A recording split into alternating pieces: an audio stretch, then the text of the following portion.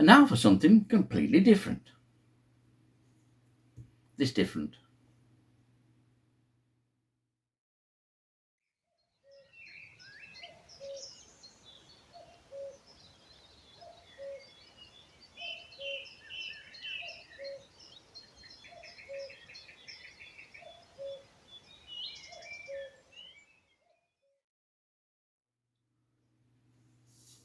If you live in a house of any great age, you may well have come across the particular species that is in this pot. Certainly, your parents, when they bought the first house or rented the first house, would almost certainly have seen this particular species, probably in the kitchen or almost certainly in the bathroom. And generations going back further and further would definitely have seen what's in this pot. And that's a silverfish. Many of you younger people probably haven't had the luxury of seeing a silverfish, but as I mentioned, if you live in an old enough house, preferably with stone floors, but not necessarily so, you will almost certainly have been living and able to see this particular insect. And I didn't realise until today, having not been really interested in silverfish, that they are actually insects. They appear crustacean-like to me, and I must admit that in my naivety, I thought these were some kind of land-loving crustacean, but they're not. They're actually an insect. I photographed this particular individual, which was in the bath this morning. Fortunately, I wasn't. And this is the first one that I've seen this year. We're now on the 1st of April. And these are extremely prevalent in my house during the warmer months of the year, and I don't see them during the winter time at all. And I only see them usually when exposed under the cover of darkness. If you need to visit the bathroom or anything, or go down for a midnight snack or early morning hour snack and switch on the light, you may see a number of these scurrying around the kitchen or the bathroom floor.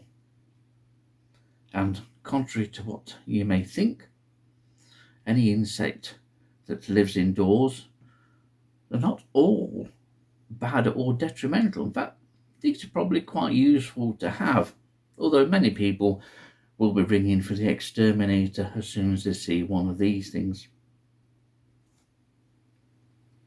I suppose that any useful role that these insects have is pretty much as a clean-up crew, we could say.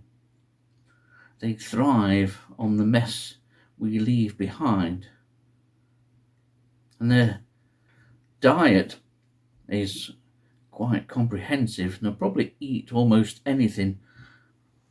Substances ranging from glue, the bindings of books, they're particularly renowned for eating books, but paper, photographs, foodstuffs like tea, coffee, sugar, anything that falls on the floor, crumbs.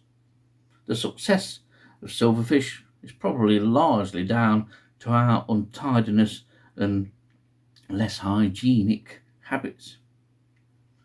But they will also eat clothing, carpet fibres, and even dandruff. So they are useful to have around the house in terms of helping to keep it clean, but they can occur in large numbers. Sometimes when I switched on the bathroom light in the early morning hours, I've been met with maybe 10, 15 or 20 or so various sized silverfish. They are common and widespread in the UK, and again, they have to be considerably under-recorded, because I look at the map on the NBN Atlas for this particular species, which is Lepisma saccharina, and the distribution of Lepisma saccharina on the NBN Atlas at the moment is quite poor, surprisingly poor, for an insect which would have abounded, so to say, in Victorian and Edwardian times, and still does. It's just, in all likelihood, you never actually see this at all. And most of you probably won't like it, the fact that this is running around your kitchen or your bathroom. But it's been running around your kitchen or bathroom for donkey's years, longer than you've been alive, and you've never noticed them. But the UK distribution quite surprised me, but interest in species like silverfish has to be at a minimum. I've never had any interest in silverfish at all, apart from just noticing them. I've never recorded them at all. I could do, put another grid square on the map, and in fact on the NBN Atlas map there are no records for Nottinghamshire. This must be such an under-recorded species.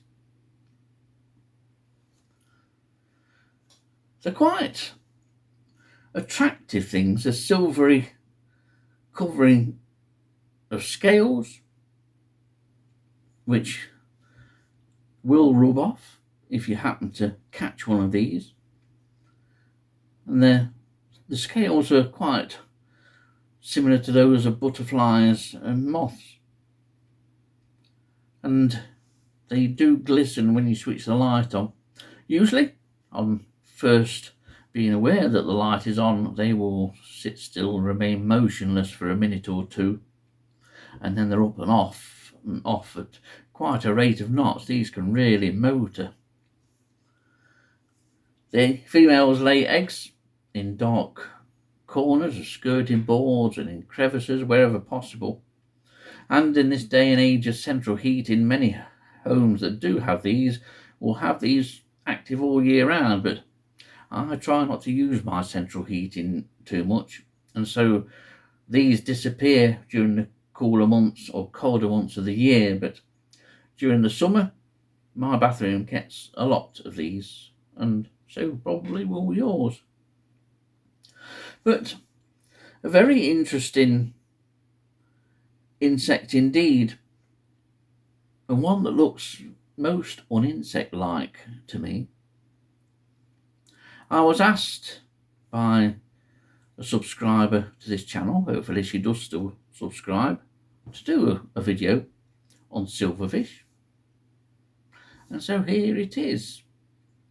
Yet again, another grossly under-recorded species, one probably in every old house in the county and probably throughout the UK and Scotland, Ireland and Wales too. It's amazing how something so common can go so unrecorded.